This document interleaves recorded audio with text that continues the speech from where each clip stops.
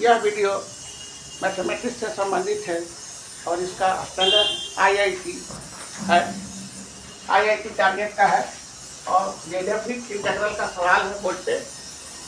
इसका कि lower limit 0 और अपर लिमिट 400 पाई है। तो इस तरह के सवाल को किस तरह से हम लोग बनाएं? तो इस तरह के सवाल को बनाने के लिए एक फार्मूला या रूल होता है। फार्मूला क्या है इसको जरा देखिए। तो ये यहाँ पे लोअर लिमिट 0 और ये हम एंटी लिख रहे हैं। मतलब यदि कोई फंक्शन पीरियोडिक फंक्शन है t पर, अगर कोई फंक्शन पीरियोडिक है t पर, तो एक फार्मूला है ये fx dx इक्वल टू ये n, ये जो n है वो बाहर निकल गया और ये 0 to t fx dx। फिर हम लोग इसको बोलते हैं if fx is a periodic function which period t then ये, मतलब कि अगर t पर कोई पीरियड फंक्शन अगर पीरियोडिक है तो ये फार्मूला हम लोग यूज करते हैं। अब हम लोग यहाँ पे देखें कि क्या है। यहाँ पे हम लोग ये देख रहे हैं कि मॉड साइन एक्स जो है, मॉड साइन एक्स जो है पीरियोडिक होता है, पीरियोडिक होता है। Periodic which period pi, mod sine pi pi पर पीरियोडिक होता है। इस तरह से हम लोग इस फार्मूला को यूज करेंगे इंटीग्रल को निकालने में। तो सबसे पहले क्या करेंगे, ये लिखा हुआ है। लिखने के बाद ये 0 to 400 पाई और ये 1 माइनस cos 2x जो है हम लोग देखे हैं, एक फार्मूला होता है 2 sin square x equal to 1 minus cos x। तो इससे हम लोग रूट है, ये रूट लेंगे। रूट लेने पर क्या होगा, इसका रूट ही हम लोग यहाँ पे लिखेंगे।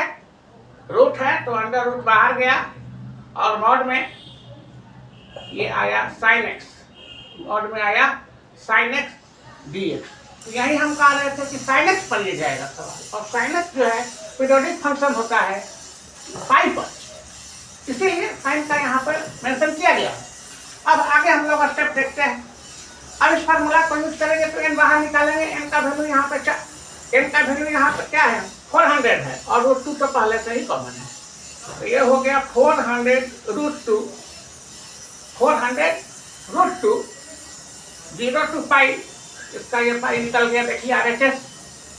अब इसके बाद mod sine x, mod sine, इसके बाद का स्टेप है 400 रूट 2 और साइन एक्स का इंटीग्रेशन क्या होता है माइनस कॉस एक्स, और यहाँ पे देखिए dx छुटा हुआ, ठीक है। अब इसका अपर और लोअर लिमिट 0 to पाई हम लोग बैठाएंगे। इसके बाद 400 रूट 2 और यहाँ अपर और लोअर हम लोग रखेंगे माइनस कॉस पाई, और माइनस माइनस प्लस हो जाएगा कॉस 0 डिग्री।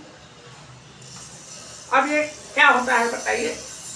होता ये है कि कॉस पाई का जो वैल्यू है -1 होता है और कॉस 0 1 होता है। जो जो इसमें यूज हो रहा है वो हम एक जगह राइट साइड में लिख रहे हैं। तो हम लोग इसको कुल मिला के 400 रूट 2 और माइनस कॉस पाई का मतलब हो गया माइनस माइनस 1 और कॉस 0 1 होता है। तो ये कुल मिला के 2 हो गया, जो कितना के बराबर आ गया 2 के, और ये 400 है तो आंसर की तरफ जा रहा है 800 रूट 2, 800 रूट 2 इसका आंसर होगा। तो इस तरह से एक पार्टिकुलर इंटीग्रल है, डेफिनिट इंटीग्रल है, जिसमें कि पीरियोडिक फंक्शन का भी यूज किया गया है। और पीरियोडिक फंक्शन जब होगा तो ये फार्मूला हम लोग जरूर यूज करेंगे। और ये यहाँ से सवाल से ही पता चल गया था कि 1 माइनस cos 2x जो है वो साइन में जाएगा, और साइन फंक्शन पीरियोडिक होता है पाई पर। इस तरह से हम लोग n को बाहर निकाल दिए, नंबर को या डिजिट को हम लोग 400 को बाहर निकाले और 0 to t अब n हटा दिए तो पाई आया। इस तरह से ये पूरे सवाल को हमने एक्सप्लेन कर दिया। अगर इसी तरह के वीडियो को और देखना चाहते हैं तो मेरे चैनल को सब्सक्राइब करें और लाइक करें, ताकि इसी स्टैंडर्ड का और वीडियो आपको मिल सके। Thank you.